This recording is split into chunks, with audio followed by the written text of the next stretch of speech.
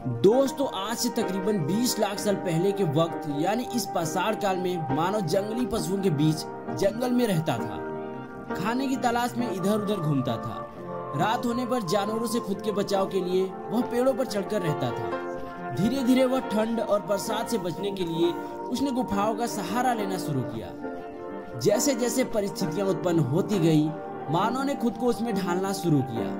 यह संभव है कि जब मानव ने पेड़ों पर लगे हुए फलों को देखा होगा, तब उनको तोड़ने के लिए वह अपने शरीर को बैलेंस किए। 4 पैरों के बजाय वह 2 पैरों का उपयोग करने लगा, जिससे उनके 2 हाथ स्वतंत्र हो गए, जिसका उपयोग वह धीरे धीरे किसी चीज को खोजने, पकड़ने और उठाने में करने लगा। फिर धीरे धीरे वह समय भी आया जब मनुष्यों ने अपने पैरों का उपयोग चलने एवं हाथों का उपयोग काम करने के लिए करने लगा।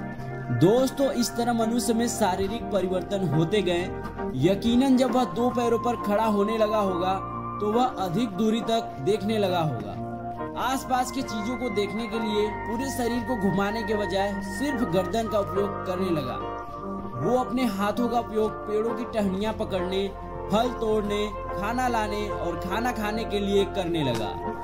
दोस्तों जाहिर सी बात है कि जब शारीरिक परिवर्तन हुआ, तो मानव के सोचने की शक्ति का भी काफी तेजी से विकास हुआ। लगातार होने वाले परिवर्तनों के साथ साथ अब मनुष्य अपनी मूलभूत आवश्यकताओं जैसे भोजन, आवास और अपनी सुरक्षा के बारे में सोचने लगा।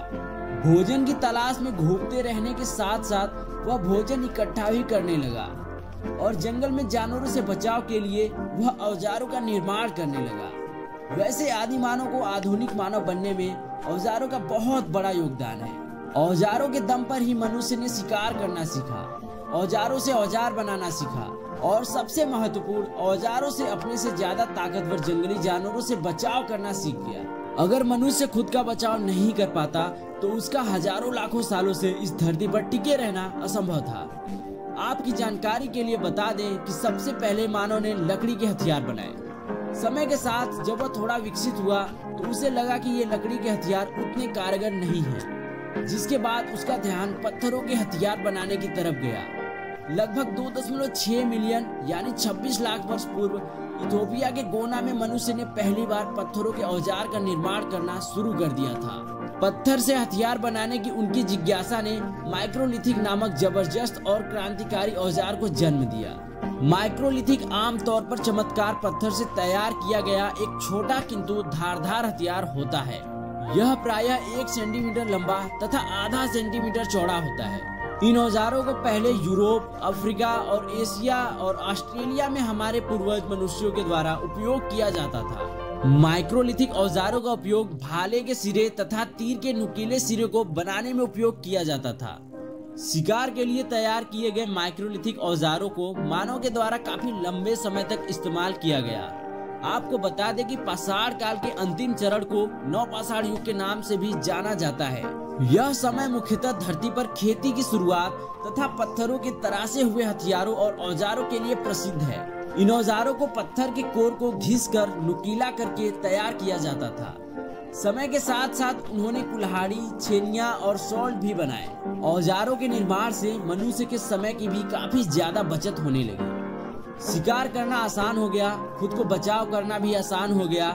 नवपाषाण तथा आदि मानव ने पशुपालन और खेती करने के प्रारंभिक तरीकों को विकसित कर लिया। अब वह जान गए थे कि शिकार के साथ साथ पशुपालन उनके लिए कितना महत्वपूर्ण है।